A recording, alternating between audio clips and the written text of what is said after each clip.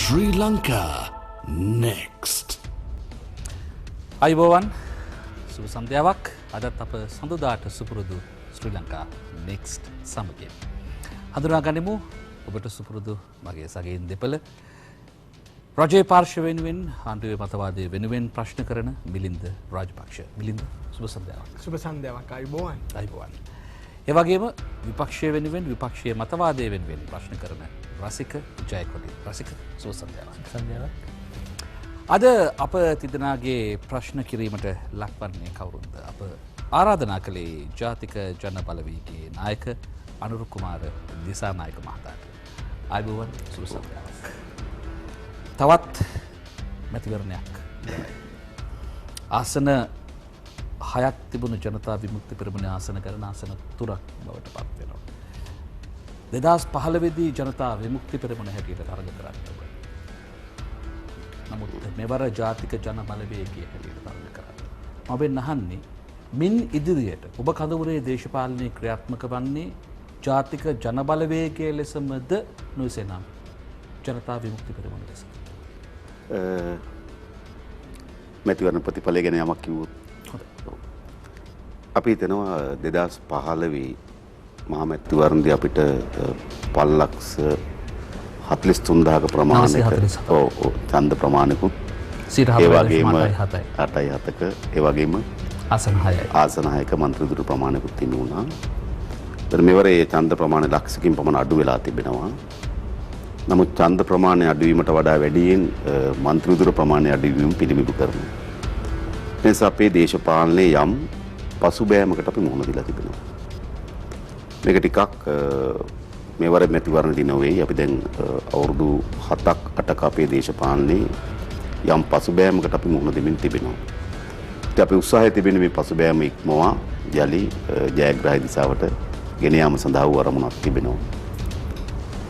ඉතින් බැහූ ජාතික ජන බලවේගයේ ලෙසද ඉදිරියට අපි අතර ගත්තොත් ජනතා විමුක්ති පෙරමුණ කොතනද ස්ථානගත වෙන්නේ? අපි දන්නවා පෞද්ගලික කාලේ සමහර අපේ දේශපාලන තීන්දුව ඒ වගේම අපට විවේචන සහ අපට එරෙහි වන්න අප කෙරෙහි ගොඩනගන ලද ප්‍රබන්ධත් හේතු කොටගෙන මම ඊට කලින් මේ වැඩසටහනෙදි කිව්වා පක්ෂය යම් ප්‍රමාණයකට බොඳ වූ චිත්‍රයකට භාජනය වී තිබෙනවා. ඒ නිසා අපේ කාර්මුණක් තමයි යලි පක්ෂය ඉතා නිශ්චිත දේශපාලන ස්ථානයක ස්ථානගත කිරීම. මම ඒ ප්‍රශ්නේ අහන්න හේතුව තමයි ඒ කියන්නේ ජනතා විමුක්ති පෙරමුණේ ඔබ කියන ඒ පසුබෑම් දිගින් දිගට එනකොට ඒ සඳහා වූ විකල්පයක් නව බලවේගයක් ගොඩනැගීම කියන අරමුණක් තුල ජාතික ජන බලවේගය ගොඩනැගුණා කියන හැඟීම මම දෙකම තමයි ඒක පැහැදිලි කරන්න. එතකොට දැන් ඒ නිසා අපේ කාර්මුණක් පක්ෂය කොතනද අපි හිමි තැන අපි අත්පත් කරගෙන තැන තමයි අධිරාජ්‍ය විරෝධී දේශප්‍රේමී රැඩිකල් වාමාංශික ව්‍යාපාරය. ඒක තමයි අපේ සැබෑ ස්ථානය. නමුත් සමහර අපේ දේශපාලන තීන්දුව සමාජය තුළ අර්ථකථන වූ ආකාරයත් ඒ වගේම අපිට එරෙහි වන්නන් අපි විසින් ගොඩනගන ලද ප්‍රබන්ධයත් හේතු කොටගෙන අපි එමේ ස්ථානයේ සිට වෙනත් ස්ථානයකට විස්ථාපනය කොට තිබෙනවා. මේක ඇත්ත වෙලා තියෙනවා. ඒ නිසා අපේ යලි අභියෝගය තමයි අපේ නිසි ස්ථානයට අත්පත් කර ගැනීම. එක. ඊළඟ ජාතික ජන බලවේගය. ඇත්තටම ජාතික ජන බලවේගයේ අපේ මැතිවරණ සන්ධානයේ නොවේ. දැන් අපි දන්න දේශපාලන ව්‍යාපාර වලට මැතිවරණයේදී එක් රැස් කරගන්නා දේශපාලන පක්ෂ සමග මැතිවරණ සන්ධාන ගොඩනගනවා. ඒකට ජාතික ජන බලවේගය කියලා කියන්නේ ජනතා විමුක්ති පෙරමුණේ මැතිවරණ සන්ධානයේ නොවේ. නමුත් ජාතික ජන බලවේගයේ ගොඩනගපු දවසේ සිට අපේ ප්‍රධානම දේශපාලන ක්‍රියාකාරකම් දෙක මැතිවරණ දෙකක්. නිසා යම් ප්‍රමාණයකට සමාජගත වෙලා තිබෙනවා අනිත් පක්ෂ ඡන්දයට එකතු කරගන්න සන්ධානයක් වගේම ජනතා විමුක්ති පෙරමුණේ මැතිවරණ සන්ධානය ජාතික ජන බලවේගය කියලා නෑ. ජාතික ජන බලවේගය අපි ගොඩනගන ලද්දේම මම ඊට කලින් ප්‍රකාශ කරා විවිධ වෙනස්කම් තිබෙන ඒත් අපිට පොදු සම්මුතියකට ආ හැකි කරුණු ගණනාවක් තිබෙනවා. එකක් ප්‍රජාතන්ත්‍රවාදී පිළිබඳව. මානව හිමිකම් පිළිබඳව. ජනතාවගේ අයිතිවාසිකම් කප්පාදුවට එරෙහිව සටන් කිරීම පිළිබඳව පොදු මහජන ව්‍යාපාරයක් බවට පත් කිරීම තමයි ජාතික ජන බලවේගයේ අරමුණ. එතකොට ජනතා විමුක්ති පෙරමුණ කලින් කියපු ස්ථානගත කිරීමත් ජාතික ජන බලවේගයේ අර පුළුල් මහජන ව්‍යාපාරයක් බවට පරිවර්තනය කිරීමක් තමයි අපේ අරමුණ. ඒ නිසා අර සෑම මැතිවරණයක්ම ජාතික ජන බලවේගයෙන් තරඟ වදිනවද කියලා අහුවොත් මම කියන්නේ නැහැ. සෑම මැතිවරණයක්ම ජාතික ජන බලයෙන් තරඟ කළ යුතු නැහැ. නමුත් එය ප්‍රබල මහජන ව්‍යාපාරයක් බවට පරිවර්තනය කිරීම තමයි අපේ අරමුණ. නමුත් ওই ප්‍රශ්නේ නිතරම පැන නගින්නේ අපි ජාතික ජන බලවේගය ගොඩනගපු දවසේ ඉඳන් අපි කරලා තියෙන්නේ ඡන්ද දෙකක්. ඒකට එන්න තව හේතුවක් තියෙනවා මන්ත්‍රීතුමා. ඒ තමයි දැන් මේ සාකච්ඡාව මෙවර ත්‍රිවුර ලෙස පෙනෙන්න පටන් ගත්තේ ඔබතුමන්ලට එක ජාතික ලයිස්තු මන්ත්‍රී ධූරයක් ලැබිච්ච වෙලාවේ. ඒ වෙලාවේ ඔබේ පක්ෂයට අදාළ නැති අය ළඟ වුණත් සාධනීය සාකච්ඡාවක් තිබුණා. හරි අපි බලමුද මේ සීට් එක ආය පාරක් JVP එකේ කෙනෙකුට දෙනවද නැත්නම් මේ පොදු සන්දානය ඇතුලේ ඔබතුමාලා විසින් දිගින් දිගටම පෙන්නපු උගත් බුද්ධිමත් කෙනෙකුට දෙනවද කියලා. එහෙම සාකච්ඡාවක් මතුවෙන්න හේතුවම මිනිස්සු දිගින් දිගටම හිතුවා මේ මහ සන්දානය ඔබතුමාලා ඡන්දෙට නොවේ කියලා කිව්වට හදලා ගෙනල්ලා පෙන්නුවෙම ජනතා විමුක්ති පෙරමුණේ පරාජය වසා ගැනීම සඳහා මැතිවරණයට පාවිච්චි කරපු ආටෝපයක් කියලා. මෙන්න මේ නිසා තමයි ඔය සුදේව කියපු ප්‍රශ්නේ ඇහෙන්න එක හේතුවක් ඒක.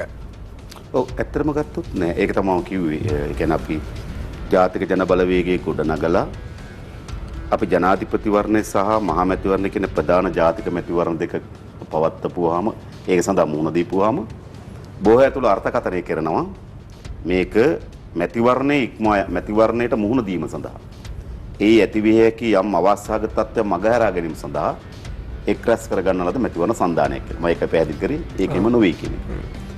ඊළඟ ඔබ ජාතික ලයිස්තු ප්‍රශ්න කොට මතක ඇති මේ මණ්ඩපේම ඔබ මගෙන් ප්‍රශ්න කරා. ඔබ මගෙන් ප්‍රශ්න කරේ ජාතික ලයිස්තුෙන් පිටින් ඇතුල් කරනවද කියලා. මම ඔබට එදා සහතිකයක් දුන්නා නෑ අපි ජාතික ලයිස්තුෙන් පිටින් ඇතුල් කරන්නේ නෑ. හැබැයි ජාතික ලයිස්තුෙන් පිටින් ඇතුල් නොකරත් ජාතික ලයිස්තුව ඇතුලේ ජනතා විමුක්ති පෙරමුණ නියෝජනය කරපු බිමල් රත්නායක සහෝදරයා තමයි සාමාන්‍ය ලයිස්තුවේ අංක 1 නියෝජනය කරන්නේ. එතකොට අපිට මන්ත්‍රී ධූර පිළිබඳව නම් අපි දේශපාලනය කරන්නේ මම හිතන්නේ කිසි අභියෝගයක් නැහැ. අපිට ඒක ගත යුතු තිබුණා. ඒ කියන්නේ ජනතා විමුක්ති පෙරමුණේ කෙනෙක් පත් කරගත හැකිව තිබුණා. නමුත් අපි කල්පනා කරේ ජාතික ජන බලවේගයේ කුඩ නැගී තිබෙන විවිධ ව්‍යාපාරات එක්ක. ඒ නිසා ජාතික ජන බලවේගයේ නියෝජනය කරන ජාතික විද්වත් සංවිධානය ඒ මන්ත්‍රී ධූරයේ පත් කළ යුතු ස්ථාවරයකට වෙනස්. ඒ අනුව තමයි හරිනි අමරසූරිය සහෝදරිය මේ මන්ත්‍රී ධූරයට පත් වෙන්නේ. එතුමිය JP සමාජිකාවක් නෙමෙයිද? දීර්ඝ කාලයක් අපිත් එකට වැඩ කරනවා. පොදු ප්‍රජාතන්ත්‍රවාදය පිළිබඳව ජනතාවගේ අයිතිවාසිකම් පිළිබඳව දීර්ඝ කාලයක් වැඩ කරනවා. දේශපාලනයෙන් වශයෙන් ගත්තොත් මම හිතනවා අය වාමාංශික බුද්ධිමතෙක්. මා තේරුම් ගන්න එහෙමයි නේ. දැන් ගොඩක් ඔය බුද්ධිමත් කතා වෙන නිසා අය වාමාංශික බුද්ධිමතෙක්. අපි හිතනවා අය අපේ රටේ දේශපාලනය අලුත් සාකච්ඡාවක් ආරම්භ කරන්න හැකියාව තිබී කියලා. වගේම මායට බෙහෙම නිශ්චිතවන්ත වෙනවා. දැන් මම මේ දේශපාලනට අවතීර්ණ වෙන්නේ ටිකක් තරුණ ඒ අවධියේදී. ඒකට අපිට අපේ ජීවිතේ වෙන මාර්ගවලට අපි ප්‍රවිෂ්ඨ වෙලා නැහැ. ඒතර මගේ ජීවිතේ ප්‍රවිෂ්ඨ වෙන්නෙම මේ දේශපාලන මාවතේ. හැබැයි ඇයි එහෙම නෙවෙයි. ඇය දීර්ඝ කාලයක් අධ්‍යාපන ශාස්ත්‍රයේ ඉඳමින් නේද විශ්වවිද්‍යාල දේශ කතිකාචාර්යවරයෙක් හැටියට අංශ ප්‍රධානියෙක් හැටියට සමාජ විද්‍යාපීඨී විශ්වවිද්‍යාලේ ඇය ඒ ගමනේ දීර්ඝ කාලයක් ආපු කෙනෙක්. ඒතර ඇත්තටම මම හිතනවා ඇයගේ ජීවිතය තමන්ගේ ඉදිරි ගමන ගොඩනැගිලා තිබුණේ ඒ ශාස්ත්‍රය හරහා. ඉතින් ඇයට අපි මේ යෝජනාව ඉදිරිපත් කරපු මම බෙහෙන් විශ්වවිද්‍යාලවන්ත වෙනවා. ඇය මේ වයසේදී ඒ තීරණ ගැනීම ලේසි නෑ. ඇය සියල්ලත් කරලා මේ දේශපාලන තීන්දුවට එකඟ වීම පිළිබඳව මම ඇත්තටම ඇයටත් බෙහෙන් විශ්වවිද්‍යාලවන්ත වෙනවා. මොකද ඒක ටිකක් අසීරු තීරණයක්. ඇයට සුරක්ෂිත ජීවිතයක් පිළිබඳ ආදායම් මාර්ගයක් පිළිබඳ සමාජ ගරුත්වයේ වටිනාකම් පිළිබඳ සියල්ල උපයාගෙන තිබුණු මාවතක ටිකක් ගොහරුවක් බවට පත් වෙලා තිබෙන අප්‍රසන්නයි සමාජය තුළ තහවුරු වෙලා තිබෙන විශේෂයෙන්ම පාර්ලිමේන්තුවට අවතීර්ණ වීමට ඇය ගත්තු තීරණය අපේ ඉල්ලීමට ඇය එකඟ වීම ගැනත් මම ඇයට බෙහෙම ස්තුතිවන්ත වෙනවා. ඔව් ඔතන මේ ජනතා විමුක්ති පෙරමුණ 1965 පටන් ගත්ත කාලේ ඉඳන්ම පක්ෂයේ හදවත බවට පත් වෙන ග්‍රාමීය තරුණ ප්‍රජාව. 71 ගත්තත් 89 ගත්තත් මේ මෑතක් වෙනතුත්ම එතන තමයි පක්ෂයේ හදවත තිබුණේ. උබාර කියපු අධිරාජ්‍ය විරෝධය, එතකොට දේශප්‍රේමීය රැඩිකල් බව සියල්ලම උත්පාදනය වුණේ එතන. එතකොට මේ ජාතික ජන බලවේගය හරහා විශාල චෝදනාවක් තියෙනවා ජනතා විමුක්ති පෙරමුණ දේශපාලනය ප්‍රභූකරණය කරලා තියෙනවා. හරිනි අමර සූර්ය මැතිනිය ගත්තත් මෙතන කොළඹ බිෂප් විද්‍යාලයේ ආචාර්යව ඉංග්‍රීසි කතා කරන සමාජිකයෙක්.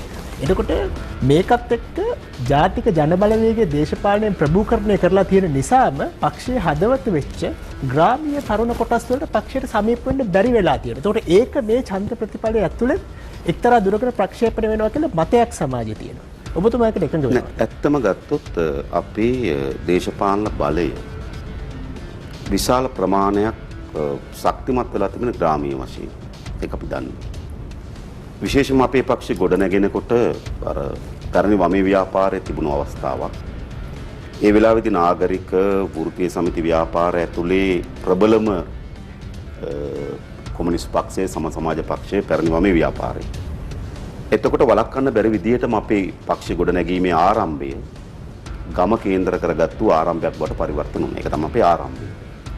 හැබැයි කිසිසේත්ම මේ ග්‍රාමීය තරුණයන්ගේ අර ටිකක් සමහර අය කියන කඩා කප්පල්කාරී, නැත්නම් ගැටුම්කාරී එම ව්‍යාපාරයක් නෙවෙයි. ඒක මේ සමාජයේ වෙනස් කිරීම, යහපත් ලෙස වෙනස් කිරීම සඳහා ගොඩනගන ලද ව්‍යාපාරයක්.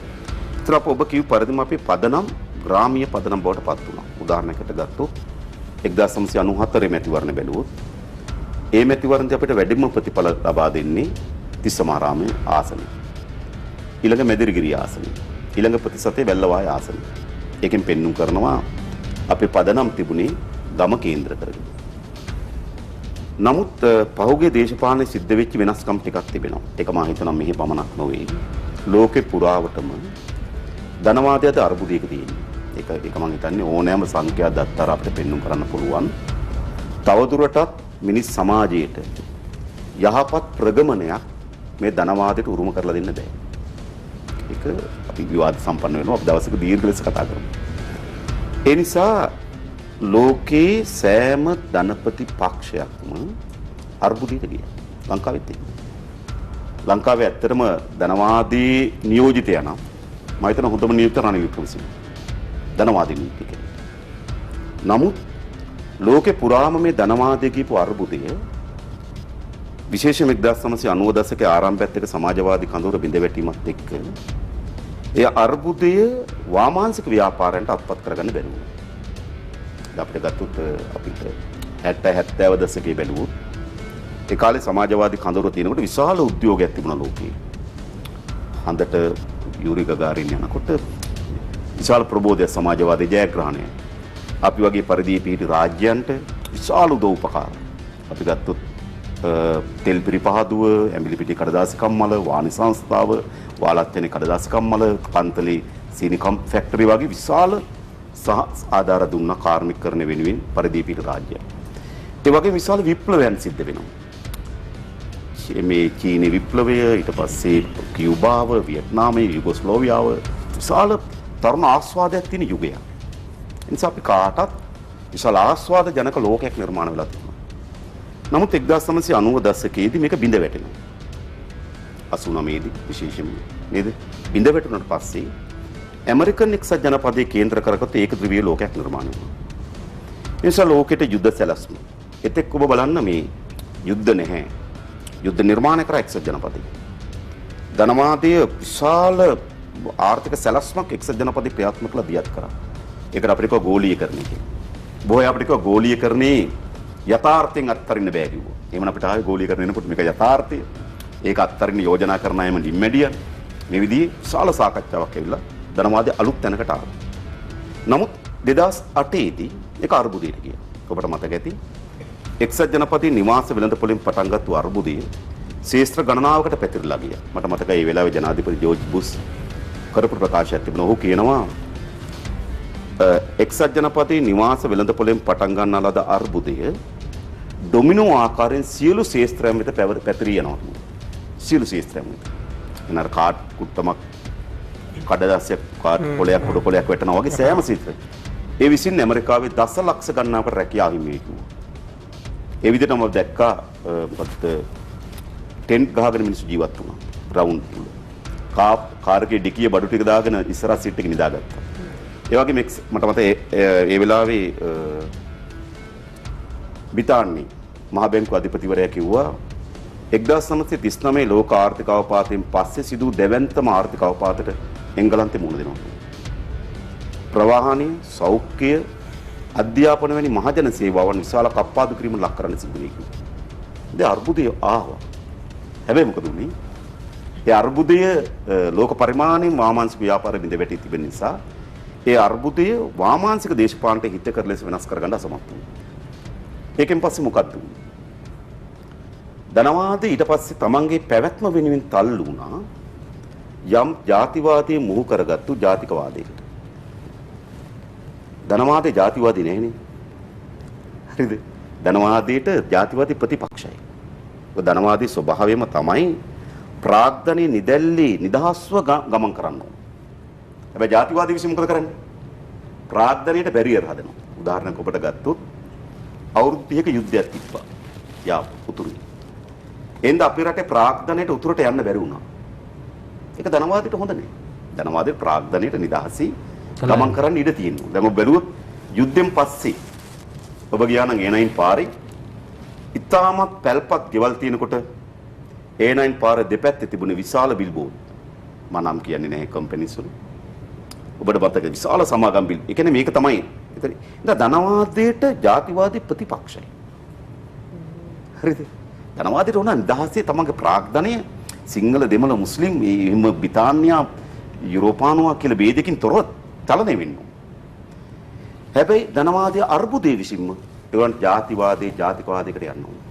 ඒ මෙහි විතරක් නෙවෙයි. ඔබ දැක්කොත් ට්‍රම්ප්ගේ මුළු දේශපාලනය මොකද? ට්‍රම්ප් මැතිවරණයේදී කියන්නේ මම එන්නේ ලෝකේ පාලනය කරන්න නෙවෙයි ඇමරිකාව පාලනය කරන්න.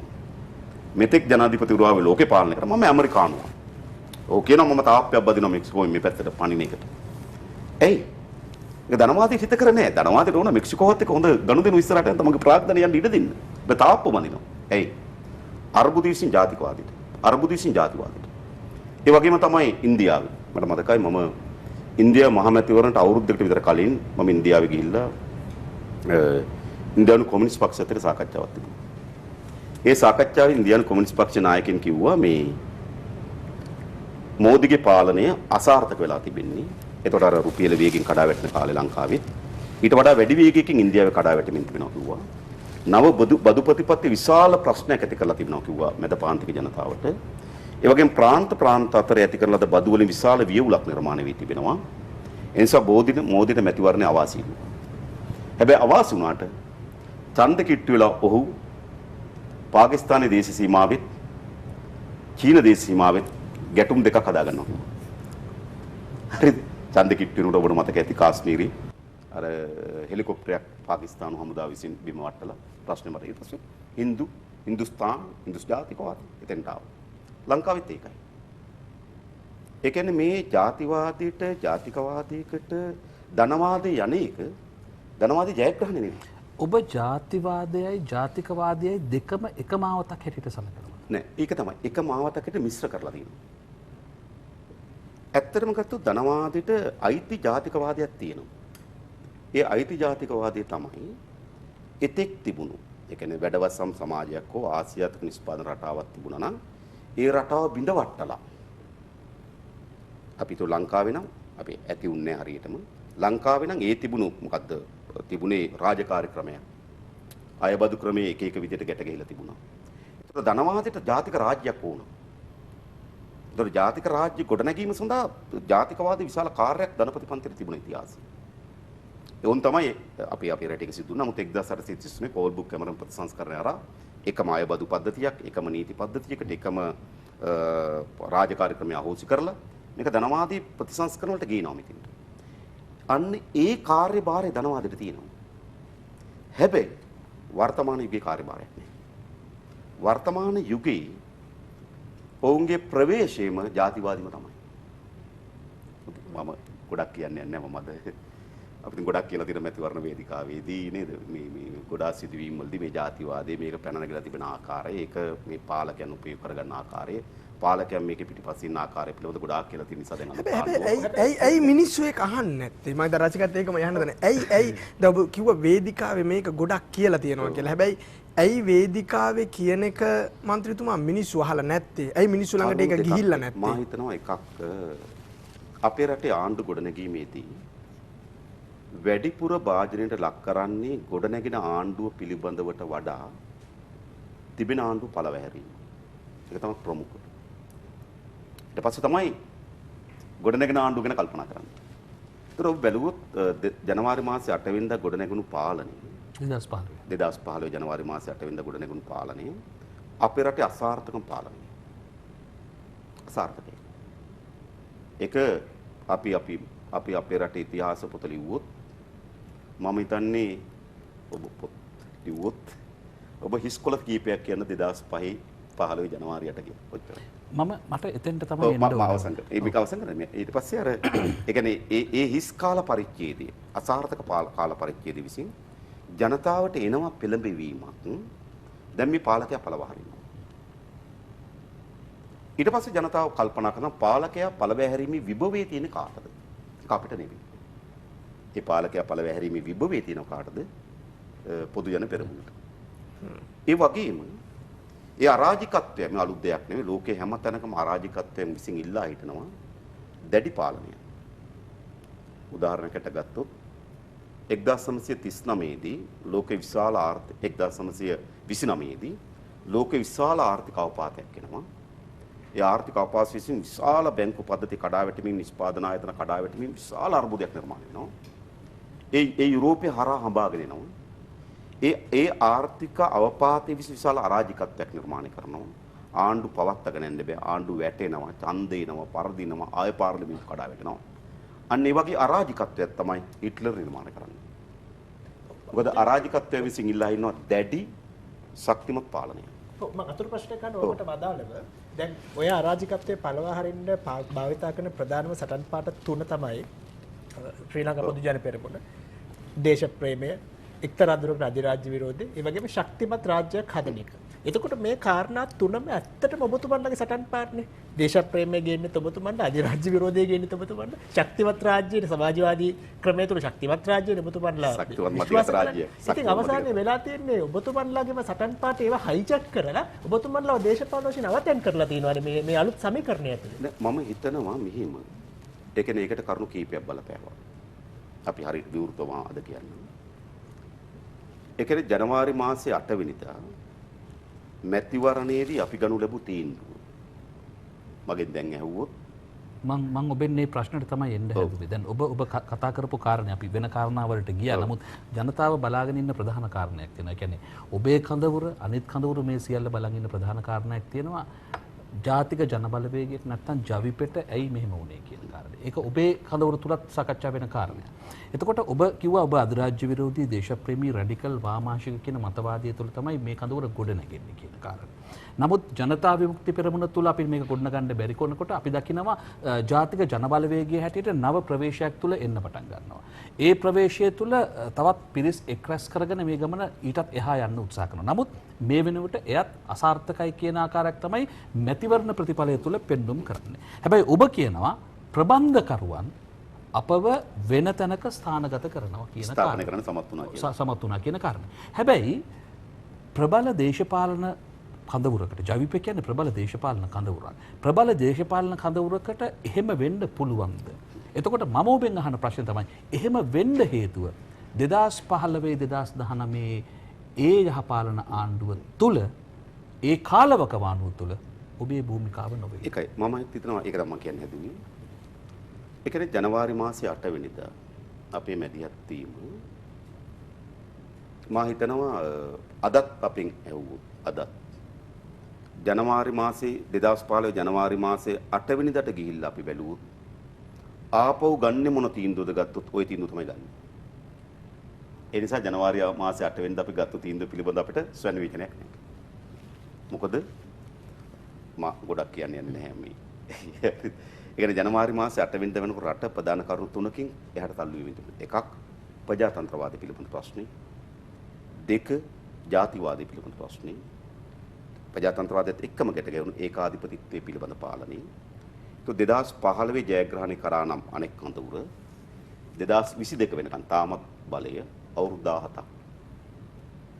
ලෝකේ පුරාවටම මෙවැනි පාලනයන් මෙවැනි පවුලක් එවැනි දීර්ඝ කාලයක් රටක් පාලනය කිරීම පළවා හරින්න සිද්ධ වෙලා තියෙන විශාල ලේවැගිරීම. අපේ පුරෝකතනෙනේ දේශපාලන ව්‍යාපාර කියන්නේම අනාගතයේ සිදුවිය හැකි දේ පිළිබඳ පුරෝකතනය කළා තීන්දුව ගැනීම. ඒ නිසා අපි විශ්වාස කරනවා මේ මොහොතේ මේ පාලන බිඳ වැටිය යුතුයි. හැබැයි අපේ දායකත්වයේ අනියම් ප්‍රතිඵලය නැත්නම් ඍජු ප්‍රතිඵලය ගත්තත් කමක් වක්‍ර ප්‍රතිඵලය ගත්තත් කමක් නැහැ. ඒ කොයි ආකාරය අර්ථකථනය කරත් ඒක රනිල් මෛත්‍රී හවුල් ආණ්ඩුවක් ගොඩනැගීම. ඒ නිසා රනිල් මෛත්‍රී හවුල් ආණ්ඩුවක් ගොඩනැගීමට අපේ දායකත්වයක් තිබෙන බව සමාජගත වී තිබෙනවා. ඒ තීන්දුවයකට බලපාලා තියෙනවා. ඊළඟ අපි අර අප්‍රේල් 10 දක්වා ඔබත් මගේ මීට කලින් අහලා තියෙනවා අර විධායක සභාව. ඔව්. ජාතික විධායක සභාව. අපි ඒක ඇතුලේ ක්‍රියාත්මක වුණා. මොකද අපි උත්සාහ කරා ඒ ගොඩනැගුණු පාලනය හරහා යම් ප්‍රජාතන්ත්‍රවාදී අයිතිවාසිකම් ටිකක් දිනා ගන්න. ඒ වගේම මාවංකව කියනවා. අපි උත්සාහයක් දැරුවා. අපේ රටේ මහජනයාගේ දීපල වංචා දූෂණය කරන ලදයට දඬුවම් ලබා දීම සහ එම දීපල යලි පවරා ගැනීම සඳහා. අන්න එම ප්‍රයත්නයක් පසු සමාජගත වෙන්න පටන් ගත්තා අපි ආණ්ඩුවේ කොටස්කරුවන් කියලා. නමුත් අපි ක්‍රියාමාර්ග ගත්තොත් අගෝස්තු මාසේ 16 වෙනිදා අපි වෙනම තරඟ වදිනවා. මහා බැංකුව බැඳුම් කරේ පිළිබඳ අපි ඉදරව් කරනවා. තිලක් මාරපන්ටරේ විශ්වාස භංගයක් ගේනවා. රවි කරුණායකට විරුද්ධ විශ්වාස භංගයක් ගේනවා. එහෙම අපේ ක්‍රියාමාර්ගයක. නමුත් ඒ ක්‍රියාමාර්ග වලට වඩා අධිනිශ්චය කරලා තිබුණා අර පැරණි ක්‍රියාමාර්ග. ඊට පස්සේ නැවත ඔක්තෝබර් මාසේ 26 2018 අවුරුද්දේ ඔක්තෝබර් මාසේ 26 වෙනිදා මා හිතන එක කුමන්ත්‍රණයක් කරා බලය මාරු වෙනවා. අපි ලෝකේ පුරා අත්දැකලා තිබෙනවා. ඒක දේශපාලන කුමන්ත්‍රණ වෙන්න පුළුවන්, ව්‍යවස්ථාමය කුමන්ත්‍රණ වෙන්න පුළුවන්, හමුදාමය කුමන්ත්‍රණ වෙන්න පුළුවන්. කුමන්ත්‍රණය කරා ගොඩනගා ගන්නා ලද පාලනය ලෝකේ හැම රටකටම අත්පත් කළ දීලා තියෙන විනාශය. විශේෂයෙන්ම ලෝකේ වාමාංශික ව්‍යාපාර තලා පොඩි කොට විනාශ කොට තිබෙනවා. පාකිස්තානේ බලන්න. ඒ නිසා අපි කුමන්ත්‍රණකාර ලෙස පාලන පීඨියට අපි කිසිසේත්ම පක්ෂපාතී වෙන්නේ නැහැ. ඒ නිසා අපි ඔක්තෝබර් මාසේ 26 වෙනිදා මේ කුමන්ත්‍රණය පරාජයටපත් කිරීම සඳහා අපි තාමත් ධෛර්ය සම්පන්නව මැදිහත් වෙනවා. අදත් මගෙන් ඇහුවොත් එදා මොකද කරන්න කියලා ඒ තමයි කරන්නේ. හරි. හැබැයි මේ අතුරු ඵලය මට මොහොතක් දෙන්න. දැන් ඒ කාලවකවානුව වන විට 2015 ජනවාරි 8 වෙනිදා පත් කරගත්ත ආණ්ඩුවේ ක්‍රියාකලාප නිසා රට අනිත් පැත්තට යන්න ගිහිල්ලා තිබුණේ. එතකොට දැන් ඔබ 2015 වෙනකොට ඔබ තීරණය කරනවා රට යන විදිහ වැරදි, කවුරු ආවත් කමක් නැහැ, අපි මේ කඳවුර ඉවත් කළ යුතුයි කියන කාරණේ. නමුත් අර තැනට එනකොට ඔබ කමක් නැහැ, මේ අය සිටිය යුතුයි, හැබැයි මේ ඉන්න හදන අය නවත්තන්න ඕනේ කියලා තැනකට යනවාද ගියාද? නෑ. 2015 ජනවාරි මාසේ ඒ කියන්නේ අපේ රටේ ආණ්ඩු වෙනස් වීමේ ප්‍රධාන වශයෙන් ආකාර දෙකක් තිබෙනවා. එකක් මැතිවරණ වලින් පාලන වෙනස් වෙනවා. මැතිවරණයක සිට තවත් මැතිවරණයක් දක්වා පාර්ලිමේන්තුවේ පාලනයක් වෙනස් කරන්න පුළුවන්. පාර්ලිමේන්තුවේ බහුතරය දිනා ගනිමින් පාලන වෙනස් කරන්න පුළුවන්. ඒතකොට මේ දෙකම අපි ප්‍රජාතන්ත්‍රවාද ලෙස පිළිගන්නවා. ඒ කියන්නේ එකක් මැතිවරණයකදී ආණ්ඩු මාරු කිරීම. අන්තිම මැතිවරණයක සිට තව මැතිවරණයක් දක්වා පාර්ලිමේන්තුවේ සංවිතිය හරහා ආණ්ඩු මාරු කිරීම. හැබැයි එදා සිද්ධ වෙන්නේ මේ දෙකම නෙමෙයි. එදා සිද්ධ වෙන කුමන්ත්‍රණයක්. එතකොට තියෙන ආණ්ඩුව මොනතරම් විසිකරු වුණා. මොනතරම් විනාශකාරීත්වයකට ගිහින් තිබුණා. කුමන්ත්‍රණකාරී ලෙස ආණ්ඩුවක් ගොඩනැගීමේ ආభాෂය අපේ රටට ලබා නොදී යුතුයි. අපි මීට කලින් කියලා තියෙන පක්ෂයක් ලෙසම 1962 ලෝක ඉතිහාසයේ අපිට උදාහරණ තිබෙනවා. අවසන් කරන්න. يعني 1962 රාජ්‍ය විරෝධී කුමන්ත්‍රණයක් සිද්ධ වුණා. සිරිමා බණ්ඩාරනායක මැතිණිය පිළිබඳ අපිට ගොඩාක් විවේචන තියෙනවා. හැබැයි විවේචන තියෙන අතර අපි ඒගේ අගයන කාරණයක් හැටියට තියෙනවා. 62 රාජ්‍ය විරෝධී කුමන්ත්‍රණය පරාජයටපත් කිරීම සඳහා ගන්නා ලද ක්‍රියාමාර්ග අපි අනුමත කරනවා. ඒ කියන්නේ දැන් ඒ කියන්නේ මේ ඔක්තෝබර් මාසේ 26 වෙනිදා ඒක මන්ත්‍රණය.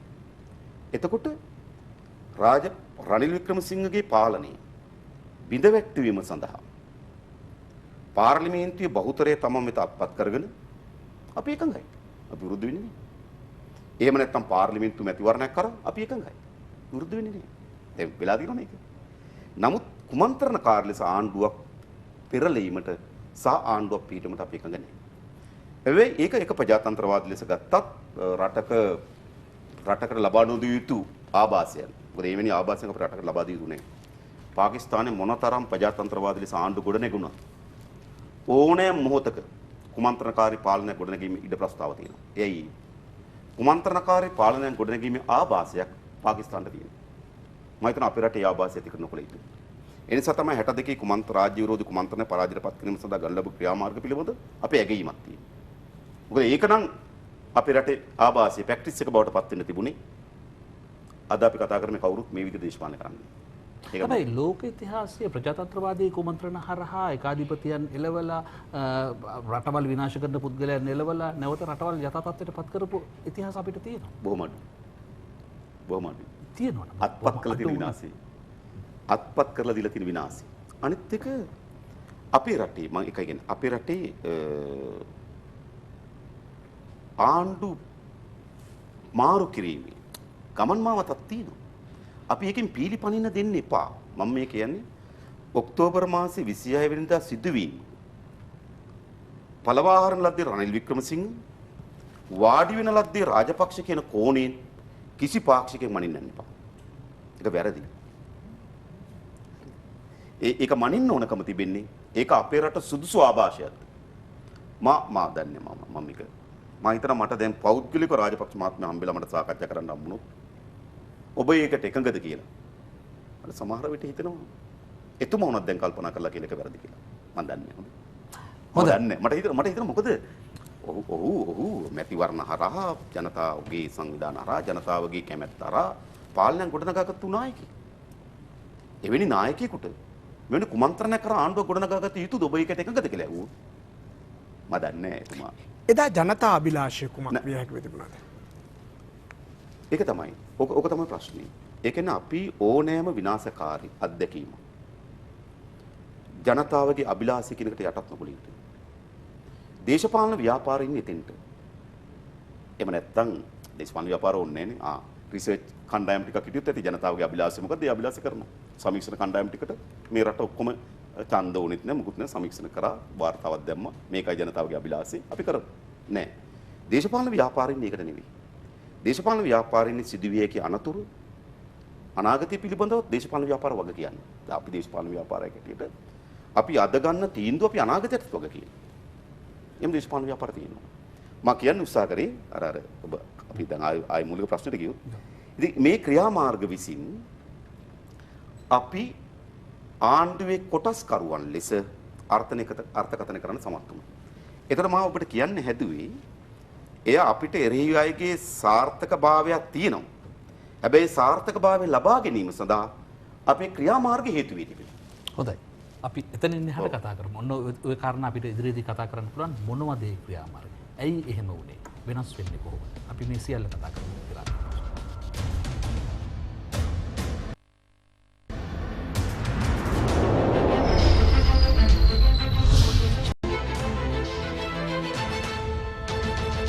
Sri Lanka next.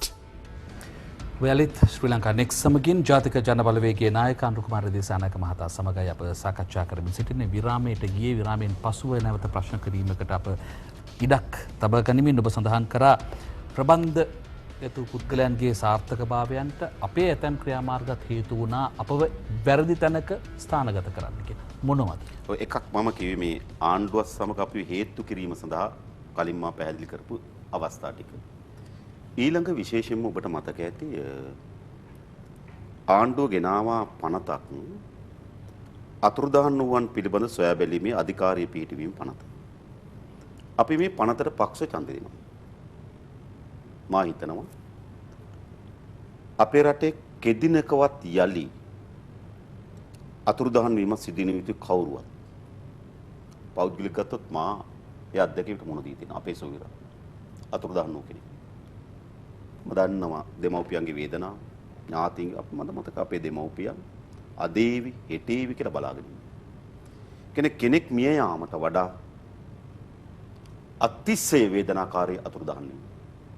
මට මැනික් ෆාම් කඳවුරට මම ගියා එක වෙලාවකදී යනකොට මට එක තාත්තා කෙනෙක් හම්බුණා. ඒ දෙමළ තාත්තා කෙනෙක් තරුණයෙක් අවුරුදු 35ක වගේ තරුණයෙක්. ඔහු මගෙන් ඉල්ලුව එකයි. ඔහු කිව්වා මම එනකොට මගේ බිරිඳ සහ දරුවෝ දෙදෙනා සෙල් වැඩිලා ආවල් පාලම ගාවදී මිය ගියා. මම දන්නේ නැහැ මොකද්ද උනේ කියලා. මම එකක් ඉල්ලනවා කිව්වා මට මේ පාලම ගාවට ගිහලා අඬන්න දෙන්න කියලා.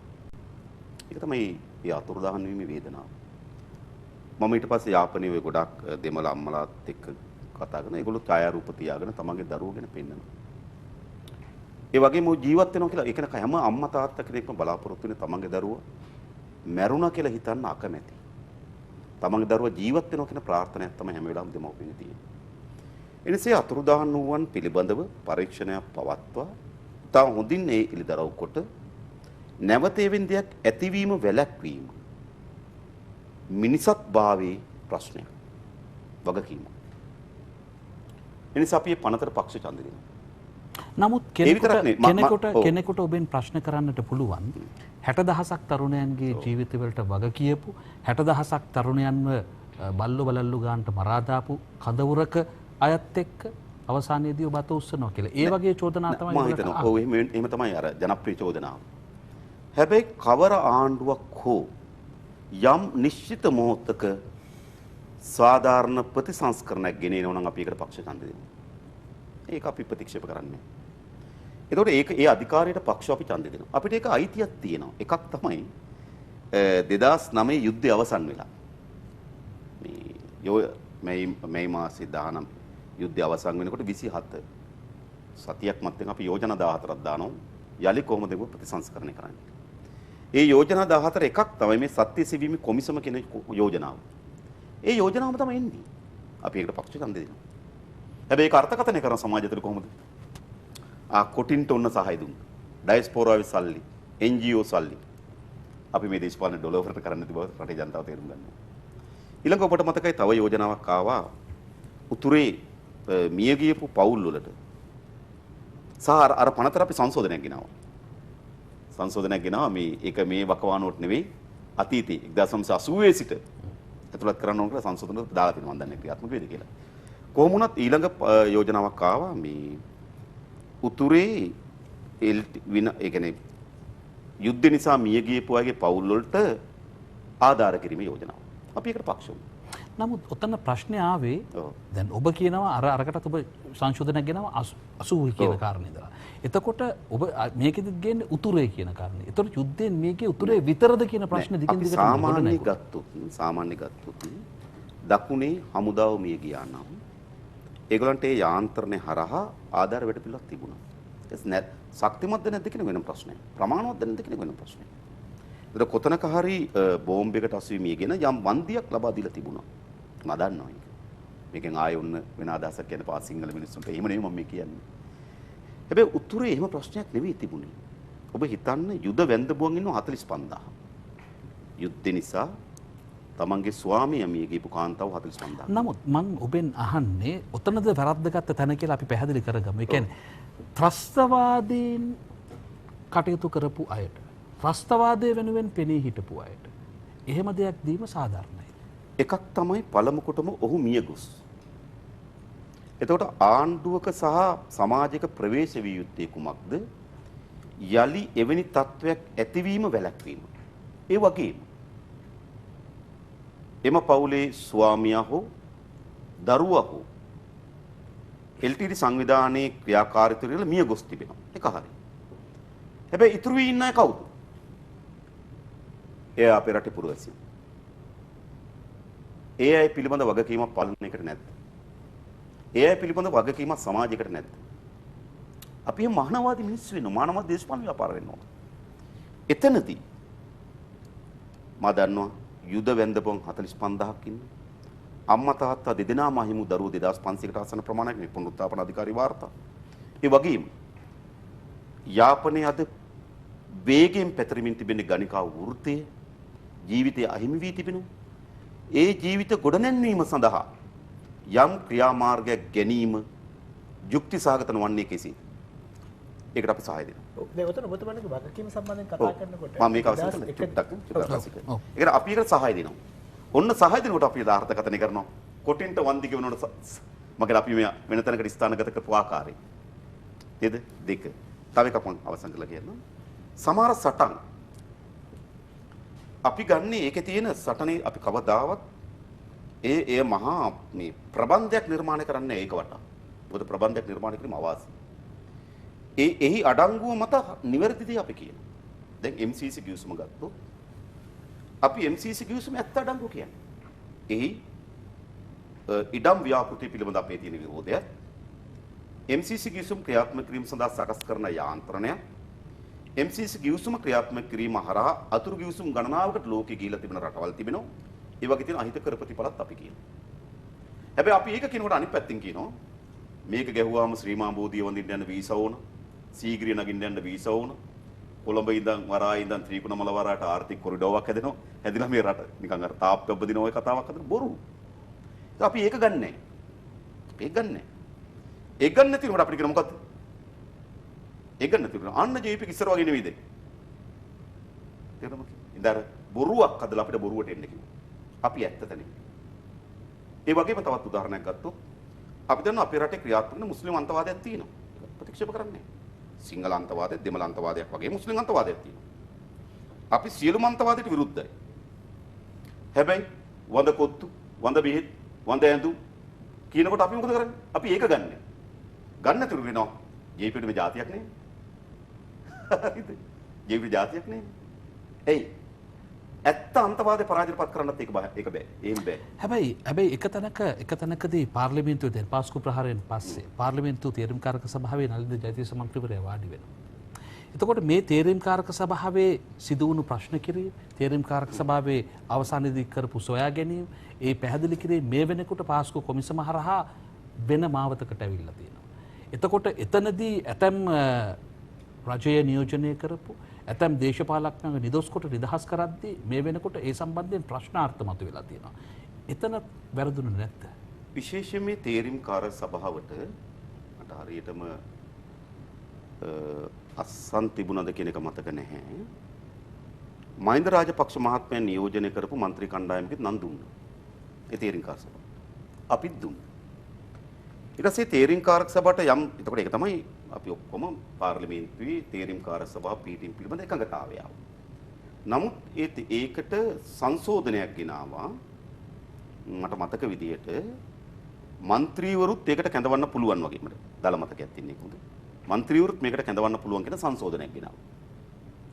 අන්නේ සංශෝධනය නිසා අරගොල්ලෝ තේරීම්කාර සභාවෙන් අයින් වුණා.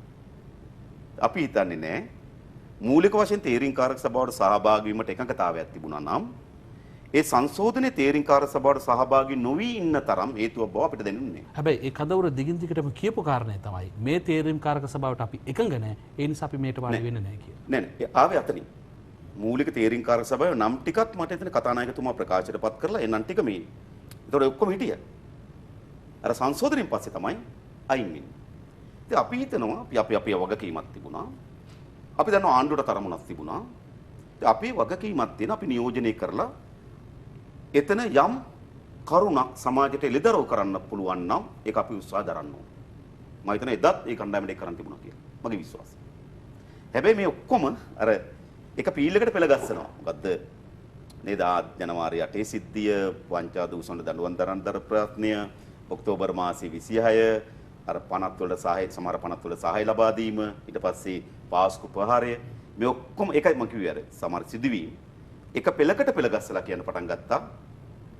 ජයිපෙත් ආණ්ඩුවේය. එතකොට ඒ ආණ්ඩුව පරාජයටපත් කරන්න ඕන කියලා ජනතාව තීන්දුව කරනකොට ඒ ජනතාව ඇතුළේ තියෙන ජයිපෙත් පරාජයටපත් කළ යුතුයි කියලා. අන්න ඒක අපේ ඡන්ද ප්‍රතිඵලයට බලපාලා තියෙනවා. මෙතන තව කරුණු දෙකක් විතර රසිමට තප්පරයක් දෙන්න. මෙතන කරුණු දෙකක් ඔබ විසින් ඉදිරිපත් කරනවා යයි මට හැඟී යනවා. එකක් තමයි එකල විපක්ෂය, ඒ කියන්නේ ඔබ අනෙක් දේශපාලන කඳවුරු විදිහට අපි දක්වමු ඔබට විරුද්ධ දේශපාලන කඳවුර කියලා. මේ අය දිගින් දිගටම ප්‍රබන්ධ ගොතනවා අය.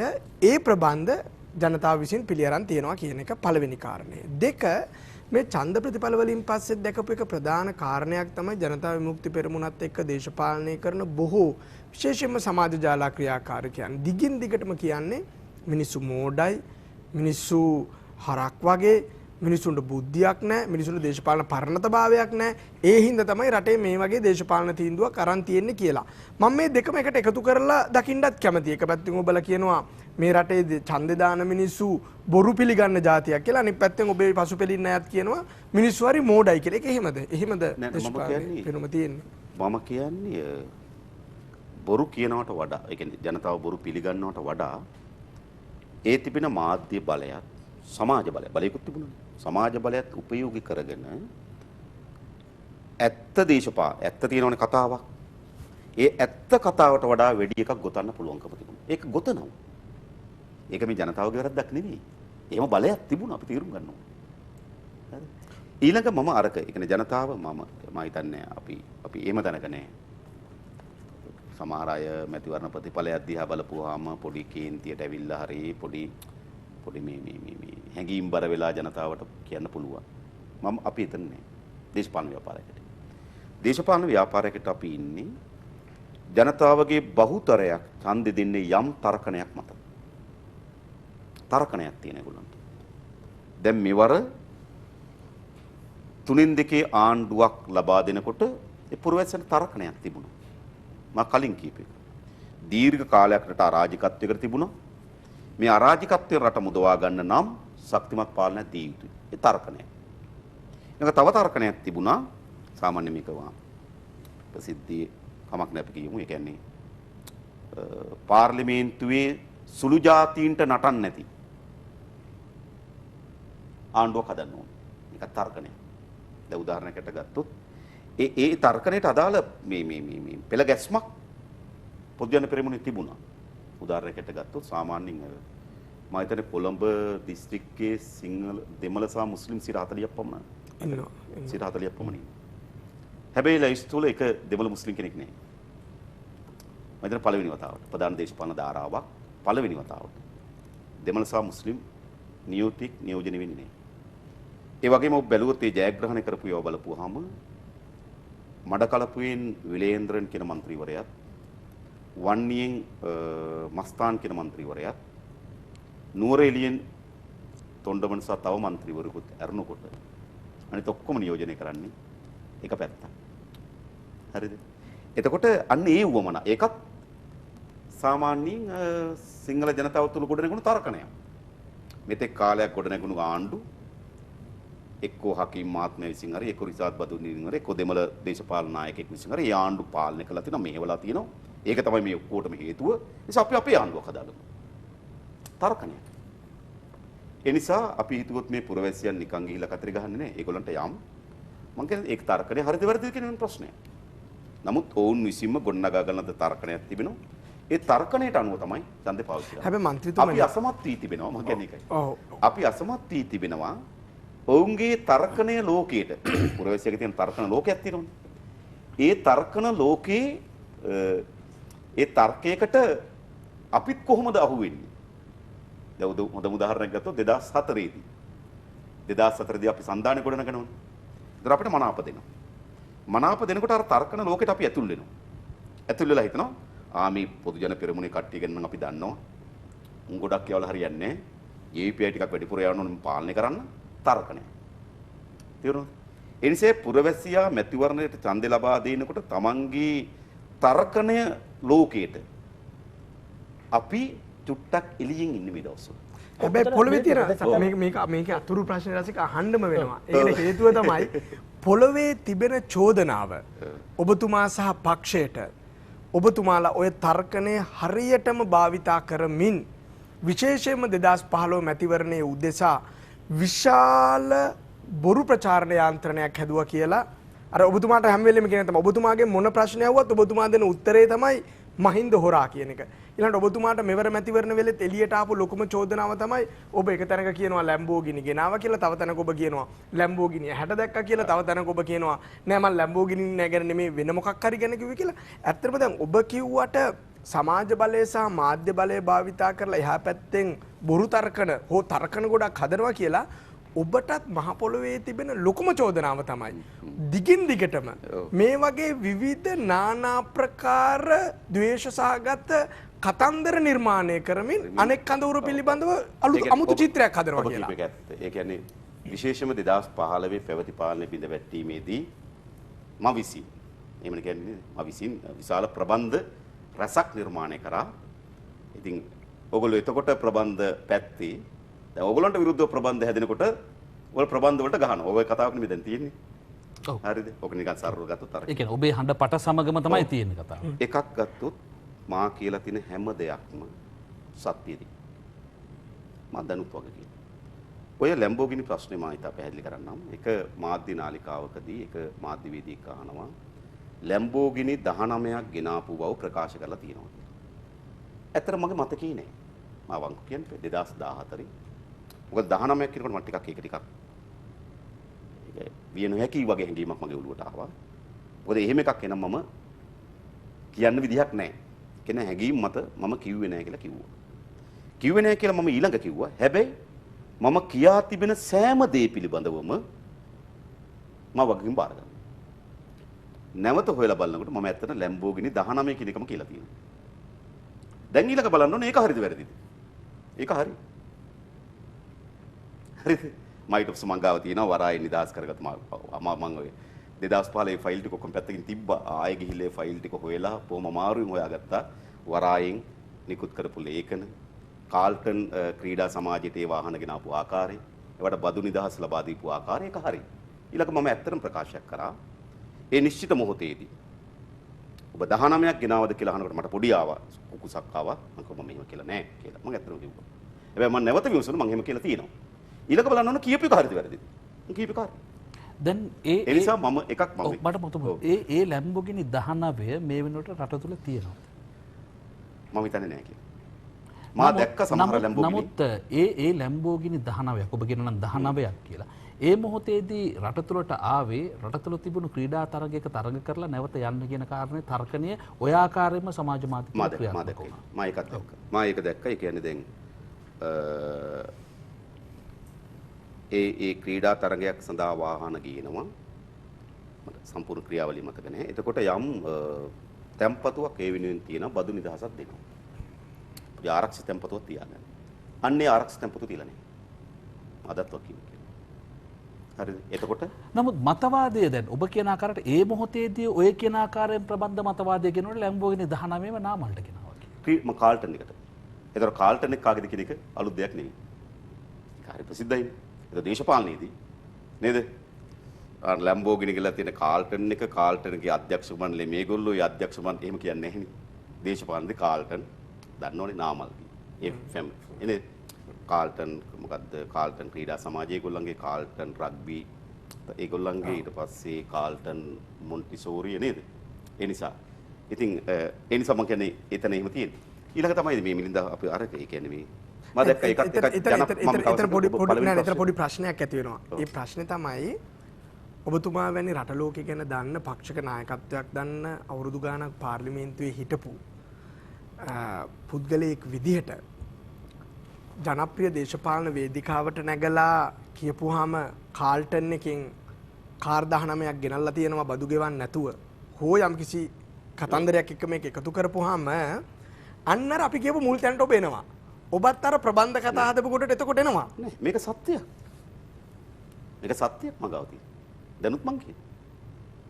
ලක්ෂ 993ක් ගෙවලා තිබුණා වාහන. ඒ කියන්නේ මං ගාව තියෙන කීපයක් ගෙනාපු. ලක්ෂ 93ක් බදු ගෙවලා තිබුණේ නෑ. තැම්පතුව තියලා තිබුණේ නෑ. කාල්ටන් ක්‍රීඩා සමාජයට ගෙනාවි කියලා තියෙනවා. ඒ ඔක්කොම තියෙන ඒවා. ඉතින් මම ඒක කියනවා. ඒක අසත්‍යයක් නෙවෙයි. නමුත් අර හිතාමතා අමතක කරනවා ආපහු යවන කතාව නේද? නෑ යවලා නෑනේ. ඒතකොට යවලා තියෙනවා කියන එක අපි තේරුම් ගන්න අර තැම්පතුව තියලා තියෙනවා. ආරක්ෂිත තැම්පතුවක් තියලා තියෙනවා. ඒක තමයි බදු සඳහා දෙන නිදහස. ඒ විතරක් නෙවෙයි.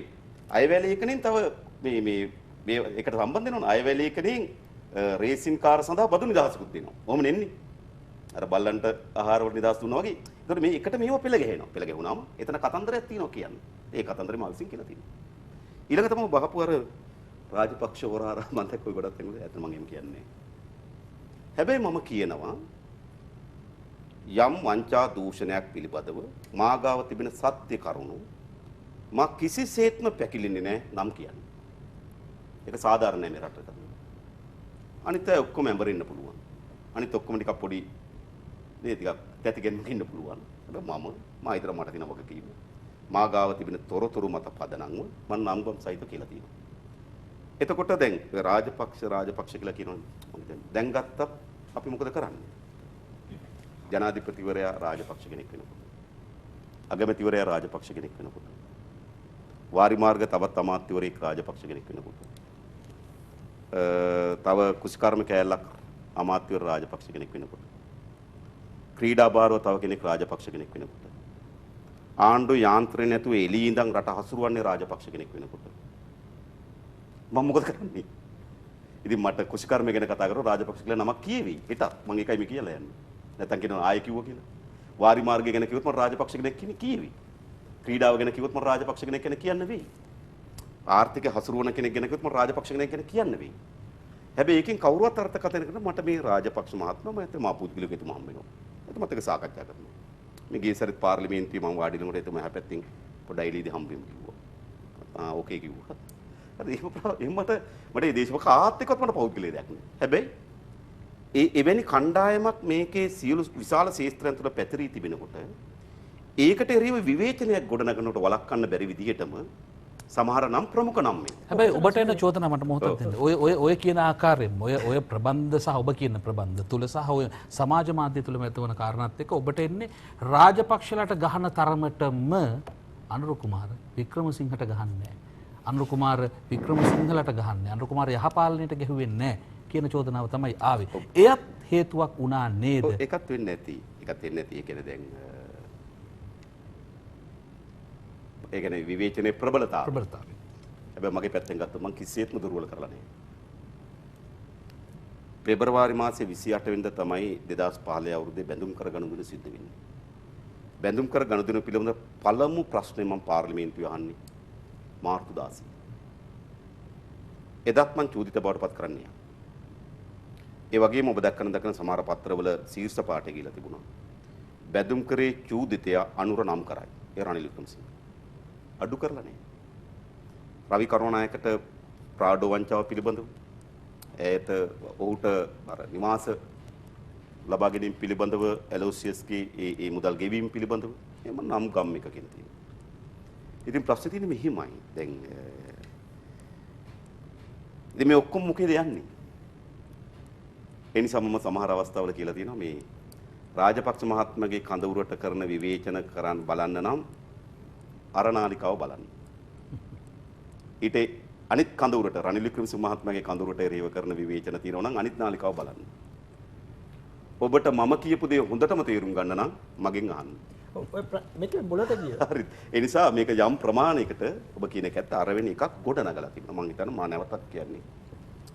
ඒ වෙනි අවංකව කියන්නේ රාජපක්ෂ මහත්මයා සමග හෝ ඔහුගේ පවුල සමග හෝ ඔහුගේ එම මට මේ පෞද්ගලික ආරවුලක් නෙවෙයි. හැබැයි මට මෙහෙම ප්‍රශ්නයක්. 2004 දී ලයිස්තුවේ ඉහළින්ම ජවිපේ සමාජිකයෙක් ගේන්න ඕනේ කියලා හිටපු කඳවුරක් ජවිපේ සමාජිකයන් ওই තරමටම අතහැරලා දාන්න අවිශ්වාස කරන්න මොකක් හරි හේතුවක් තියෙන්නේ නෑ. මම කිව්වේ ඒකයි. අර මම මීට කලින් ගිය සැරේත් ඇවිල්ලා කිව්වේ. කියන්නේ අපි 2005 ඉඳන් අපේ සමහර දේශපාලන තීන්දුව අපේ පක්ෂ කෙරේ යම් බොඳවීමේ චිත්‍රයක් ගොඩනගලා තියෙනවා.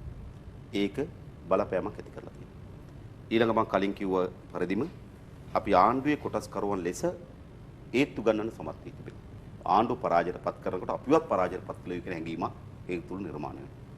තුන්වෙනි කරුණ ගත්තොත් අපි ජාතික සමගිය වෙනුවෙන් පෙනී සිටීම ජනතාවගේ පොදු සමගිය වෙනුවෙන් අපි ගනු ලබන ක්‍රියාමාර්ග යම් ප්‍රමාණයකට අපිට ආගමක් ජාතියක් නැති කණ්ඩායමක සාර්ථකකරණය කරන්න වෙලා තියෙනවා. ඒ නිසා උබැවුතර ග්‍රාමීය නේද ග්‍රාමීය ජනතාවගේ ඡන්දපදනම අපි ප්‍රශ්නයක් මතුවලා තිබෙනවා. අපි අභියෝගය තමයි කොහොමද අපේ ඇත්ත තැන ඒ කියන්නේ මේ ජනතා විමුක්ති පෙරමුණේ ඇත්තට මේක නිකන් ස්වභාවික පැන නගින්නක් නෙවෙයි. අපි හිතනවා අපිට තියෙන්නේ දේශපාලනික වශයෙන් අපේ දෘෂ්ටිය මේ ධනවාදයට එරෙහි අරගලයක් අපිට තියෙනවා. ධනවාදයට එරෙහි අරගලයක්. අපි විශ්වාස කරනවා ධනවාදයේ මොන වේශයෙන් ආවත් මේ අර්බුදයට විසඳුම් නැහැ. නමුත් අපි ජනතා විමුක්ති පෙරමුණේ අතීතයට ගියාට පස්සේ යුද්ධය වෙනුවෙන් ආණ්ඩු මෙහෙවන්න යුද්ධය වෙනුවෙන් ආණ්ඩු වලට අරමුණු සපයන්න ජවිපේ දැඩි කාර්යභාරයක් කරා. එතකොට ආණ්ඩු සමහරලාට අඩියක් පස්සට ගන්න හදනකොට ජවිපේ ඇවිල්ලා හයියක් දීලා ආණ්ඩු ඉස්සරහට අරගෙන ගියා. එහෙම හිටපු ජවිපේ ඇයි මේ තැනට ආවේ කියන ප්‍රශ්නේ නෙමෙයි දෝ ඇවිල්ලා තියෙන්නේ. එතන තියෙනවා මේ. එතනදී පටලවා ගැනීමක් වෙලා තියෙනවද? ඒ කියන්නේ ජාතිකවාදයේ ජාතිවාදයේ දේශප්‍රේමීත්වයේ කියන කාරණා පැටලිලාද? නෑ. එතනදී වෙන්නේ දැන් අපේ අත්පොත, ඒ කියන්නේ වාමාංශික ව්‍යාපාරවල අත්පොත තමයි කොමියුනිස්ට් ප්‍රකාශනය. 1848 දී මාක්ස් සහ එංගල්ස් විසින් ලෝකෙට කොමියුනිස්ට් දහම ඉදිරිපත් කරන්නේ කොමියුනිස්ට් ප්‍රකාශනය ආරම්භ. කොමියුනිස්ට් ප්‍රකාශනයේ තියෙන පළමු වැකිය තමයි සකල දේශවාසී නිර්ධනීනි සමගිවව්. ඒක තමයි පළමු වැකිය. ලෝකේ පුරා විසිරී සිටින නිර්ධනීනි සමගි වෙන්න තමයි අරමුණ. ඒක තමයි අපි අරගලිය. ඒතකොට යුද්ධය හරහා සිදුවීමින් තිබුණේ සකල දේශවාසී නිර්ධනීනි සමගිවව් කියලා ඉන්න දේශපාලන ව්‍යාපාරයක් අපේ රට තුල මුහුණ දී තිබෙනවා නිර්ධනීන් බෙදෙන්න. මා හොඳම මේක නැවත පැහැදිලි කරොත් යුද්ධය තිබුණේ LTT සංවිධානයේ සහ ආණ්ඩුවේ හමුදා අතර. ඔවුන යුද්ධය තිබුණේ. හැබැයි මේ යුද්ධයේ ජනතාව ගාවට ඇවිල්ලා තිබුණේ. දෙමළ මිනිස්සු සිංහල මිනිස්සු ගහගත්තේ නේ. යුද්ධ කරගත්තේ නේ. යුද්ධ කරගත්තේ ආණ්ඩුව හමුදා හිටියා මේ පැත්තෙන්. ඒ ත්‍රස්තවාදයේ පරාජයටපත් කිරීම වෙනුවෙන්. LTT සංවිධානයේ හිටියා අර පැත්තෙන් ආණ්ඩුවට ප්‍රහාර එල්ල කිරීම පැත්තෙන්. ඒතර යුද්ධය තිබුණේ LTT සංවිධානයේ සහ ආණ්ඩුව අතර. එතකොට රනිල් වික්‍රමසිංහ මහත්මයා අනුගමනය කරමු ගමන් මාවත තිබුණේ මේ බෙදා වින්වීම ඉම දක්වා එනවා. බෙදා වින්වීම ඉමට આવොත් අපිට ලෝකේ ඕන තරම් අත්දැකීම් තිබෙනවා. එකට තිබුණු රටක් ජාතිවාදී එහෙම නැත්නම් වාර්ගික පදනමින් බෙදිච්ච හැම රටකම යුද්ධ ජනතාව ගාවට ආවා. හරිද? හොඳ උදාහරණ ඉන්දියාව. ඉන්දියාව 1947 මහා බ්‍රිතාන්‍ය යනකොට මහා භාරතය. හැබැයි බ්‍රිතාන්‍ය අධිරාජ්‍යවාදී යන්න කලින් කරේ මොකද්ද? මුස්ලිම් පාකිස්තානයක් සහ හින්දු ඉන්දියාවක් නිර්මාණය කරා. ඔබ බැලුවොත් අර අන්තිම දුම්රිය කියන කෘතිය කියවුවොත් එදා ඉන්දියාවේ ඉඳන් පාකිස්තානට ගමන් කරපු කෝච්චි ගියේ මුස්ලිම්වරුන්ගේ මල කඳන් වලින්. මේ පාකිස්තානයේ ඉඳන් ඉන්දියාවට ආපු දුම්රිය කෝච්චිය ආවේ හින්දුවරුන්ගේ මල කඳන් වලින්. යුද්ධ ජනතාව ගාවට ආවා. අවුරුදු දශක 7කට ආසන්න වෙලා නේද? දශක 7කට කිට්ටු වෙලා රටවල් දෙක අතර මැච් එකක් ගන්න බැහැ. එයි. එකට තිබුණු රටවල් වාර්ගික පදනමින් බෙදීම. අපේ රටේ ඊමට ඇවිල්ලා තිබුණා. ඒ ඊමට ඇවිල්ලා මේ රටේ යුද්ධයේ ජනතාව අතරට අද අපිට මේක බෙදුණා නම් අද මේ කතාව ඔක්කොම ඉවරයි. සිංහල ජනතාව දෙමළ ජනතාවට එරෙහිව අවි අමෝරා ගැනීම, දෙමළ ජනතාව සිංහල ජනයාට එරෙහිව අවි අමෝරා ගැනීමක් සිද්ධ වෙනවා. ඒක වෙන්නේ මොකද්ද? අපේ තේමාව, අපේ අරමුණ සකල දේශවාසී නිර්ධනීන් සමගිව. අපි ඉදිරිපිට අපේ මව්බිමි නිර්ධනීන් එකිනෙකාට අවි අමෝරාගෙන ඉන්නේ. අන්නේ හේතුවෙන් එක පරාජයටපත් කළ යුතු නිස්තාවරයකට අපි ආවා. හැබැයි ඔබතුමන් මේ වෙලාවේ ඒක පරාජය කරන්න බාධා කරන උපාය මාර්ග උනේ මහින්ද රාජපක්ෂ මහත්තයා. 2001 2013 2003 කියන කාලේ ඔබතුමන්ලා තිබ්බ ජනප්‍රිය විවේචනයක් උනේ මහින්ද රාජපක්ෂ මහත්තයාට මේ ආණ්ඩු විපක්ෂ ናයකයා කියලා. ඒ කියන්නේ රනිල් වික්‍රමසිංහ මහත්තයාගේ සටන් විරාම ගිවිසුමට එරෙහිව දැඩි ස්ථාවරයක් ගත්තේ නැති එක ඔබතුමන්ලා විවේචනයට ලක් වුණා. ඒතකොට 2005 දී ඔබතුමන්ලගේ පක්ෂය ඔබතුමත් ඇතුළුව මහින්ද රාජපක්ෂ මහත්තයා ප්‍රතිනිර්මාණය කරනවා දැවැන්ත සිංහල බෞද්ධ ශක්තිමත් රණකාමී නායකයෙක් විදිහට ඔබතුමත් මේ වේදිකාවේ හිටියා. ඊට පස්සේ තමයි දේශප්‍රේමී ජාතික දේශහිතයිසී ජාතික ව්‍යාපාරය හරහා ඔබතුමන්ලත් ඒ ක්‍රියාවලිය හිටියා. ඊට පස්සේ දැන් අද ඔබතුමන්ලා කතා කරන ජාතික සමගිය ගැන 45000ක් වෙච්ච යුද වැන්දපුව ගැන. ඒකෝර මේ ප්‍රොෆයිල් දෙකේ එකක් ෆේක් නේ. ඒ දෙකම හරි වෙන්න බෑනේ. ඒ මොහොතේ රණකාමී සිංහල බෞද්ධ නායකයව ගොඩනග ඔබතුමන්ලා අද ජාතික සමගිය සහ මේ යුද වැන්දපුව අතුරුදහන් වීම ගැන කතා කරනකොට මේ දෙකේ අවුලක් තියෙනවා. එකක් තමයි මා කලිනුත් කිව්වා රට බෙදා වෙන්වීමේ ඉමට ඇවිල්ලා තිබුණා. එහෙනම් අනිවාර්යයෙන්ම මා කියන්නේ LTT සංවිධානය කියන්නේ කවර සංවිධානයක්ද? ඒක වාර්ගික පවිත්‍රකරණයකට ලක් කරපු සංවිධානයක්. ඒක අපි තේරුම් ගන්න ඕනේ. ඒ කියන්නේ නාමල්ලෝයේදී එහෙම නැත්නම් ඔය නැගිනිර පළාතේ සිංහල ගම්මානවල සාමාන්‍ය දරුවන් පවා ඝාතනය කරේ කුමක් නිසාද? යුද්ධ නිසා නෙවෙයි. සිංහල වීම නිසා. එනික වාර්ගික පවිත්‍රකරණයකට ලක් කරපු සංවිධානය.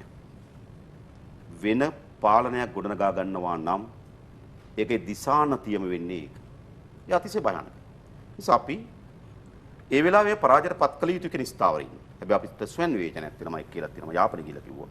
අපි මත දක්වලා තියෙනවා.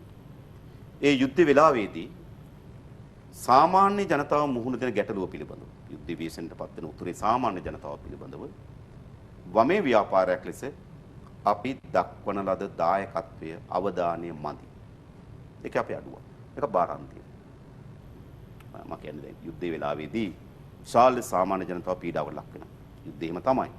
හැබැයි අපි ඒ පිළිබඳ අවධානය යොමු කළ යුතු තිබුණා. ඔබට මතක ඇති එක වෙලාවකදී මේ කොළඹ නගරේ ලොජ්ජුල හිටපු දෙමළ ජනතාව බස් වලින් දාලා වවුනියාවේ බවුන්ඩරි එකට ගිහලා දාන්න යෝජනාව සැලසුම් කරා. මම එදා පාර්ලිමේන්තුවේ අඬ නැගුවා. මේ යුද්ධ තීව්‍රව තියෙන වෙලාව. හැප්පුණා මේක වැරදි කියලා. මට පුළුවන් වුණා බස් ටික ආපහු ගෙනියන්න. ඒතකොට මේ යුද්ධයකදී සාමාන්‍ය ජනතාව මුහුණ දෙන ගැටලු පිළිබඳ මීට වඩා අවධානය යොමු කළ යුතුයි වමේ ව්‍යාපාරය. අපේ ඒ ගිලිවී තිබෙන බවම පිළිගන්නවා. හැබැයි දිශානතිය ගත්තොත් එකමයි. එඳා එකක්වත් ෆේක් නෑ. දෙකම යථාර්ථයි. දැන් MCC සම්බන්ධව අපිට විරාමයකට යන්න සිද්ධ වෙනවා. නැත්නම් අපිට විරාමයක් ගන්න වෙලාවක් හම්බ වෙන්නේ. අපි විරාමයට ගිහින්